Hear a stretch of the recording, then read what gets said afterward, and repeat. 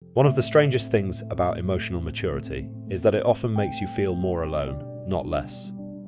Most people imagine maturity as a destination where life becomes easier, where relationships become healthier, where misunderstandings disappear. But for many adults, the opposite happens. The more emotionally aware you become, the more difficult it is to ignore things you once tolerated, and that changes everything. You stop forcing conversations that leave you drained. You stop chasing people who only remember you when they need something. You stop participating in emotional games that once felt normal. From the outside, it looks like growth. From the inside, it often feels like loss. Because emotional maturity doesn't just change your behavior, it changes your relationship with the people around you. And not everyone grows with you.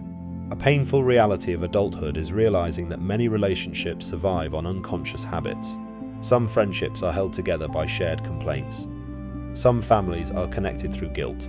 Some workplaces function through emotional performance rather than genuine trust. When you become emotionally mature, those dynamics become harder to participate in. You begin noticing how often people avoid difficult conversations, how frequently honesty is sacrificed for comfort, how many interactions are driven by validation rather than connection. What once felt normal starts feeling exhausting, and that awareness creates distance, not because you're better than anyone, but because you can no longer pretend not to see what you see. This becomes especially noticeable at work. Many professionals spend years believing competence will automatically create belonging. Then they discover something uncomfortable. People often bond through emotional familiarity more than capability. The most respected person in the room is not always the most trusted. The most skilled employee is not always the most included. And the more emotionally mature you become, the less interested you are in performing for approval.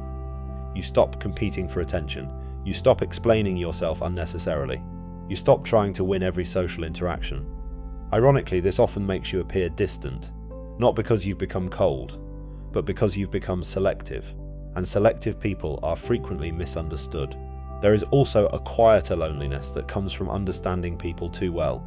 Emotional maturity teaches you that most hurtful behavior is not always malicious. Sometimes people disappoint you because they are overwhelmed.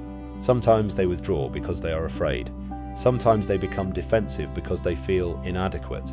Understanding this creates compassion, but it doesn't remove the disappointment. That's the contradiction many emotionally mature adults carry.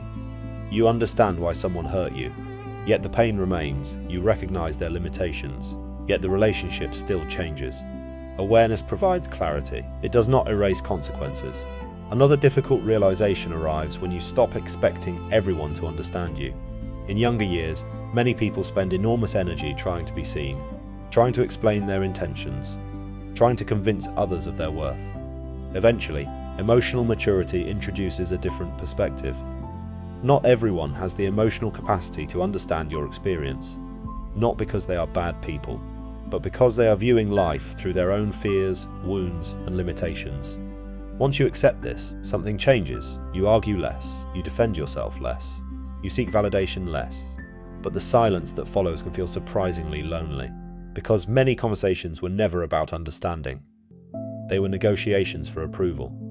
And when you stop participating, certain connections fade. Perhaps the most isolating part of emotional maturity is recognizing how rare emotional accountability actually is. Many adults know how to identify the mistakes of others. Far fewer know how to confront their own. It takes humility to say, "I was wrong."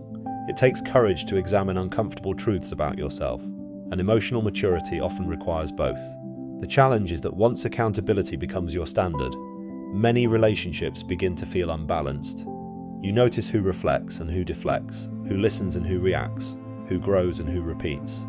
The gap becomes difficult to ignore, not because you expect perfection, but because growth changes what feels sustainable. Over time, your circle may become smaller, your phone becomes quieter, the number of people around you decreases. At first, this can feel like failure, like you've somehow become disconnected from the world. But often, something else is happening. Your life is becoming more honest. The noise is disappearing, the performance is fading, and what remains are the relationships that can survive truth. That doesn't eliminate loneliness. Emotionally mature people still experience loneliness, sometimes deeply. They still crave connection. They still want to feel understood. They still have moments where the silence feels heavier than expected. but their loneliness becomes different. It is no longer driven by abandonment. It is driven by alignment. They would rather experience temporary solitude than permanent self-betrayal. And that choice comes with a cost. The cost is fewer connections, the reward is more authentic ones. Perhaps that is the hidden reality nobody talks about. Emotional maturity is not the end of loneliness. It is the end of certain illusions. The illusion that everyone will understand you. The illusion that every relationship can be saved.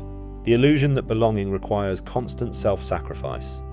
As those illusions disappear, life becomes quieter, sometimes painfully quiet. But within that silence, something important emerges, a deeper relationship with yourself. And eventually, the people who belong in your life no longer require you to shrink, perform, or pretend. They simply meet you where you are. Until then, emotional maturity often feels less like arriving somewhere, and more like walking through a season of solitude with your eyes finally open.